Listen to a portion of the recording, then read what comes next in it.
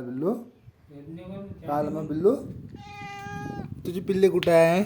हा, हे तुझे मोठे मोठे पिल्ले, तुझे लहाने पिल्ले कुठे आहे? हा बिल्लू, बिल्लू जप जप. Happy family. हा बघ किती कापूस दिसते, कापसासारखं दिसते. गोड गोंडस बाळ, गोंडस बाळ. म्हणजे काढू खूप नाराज आहे.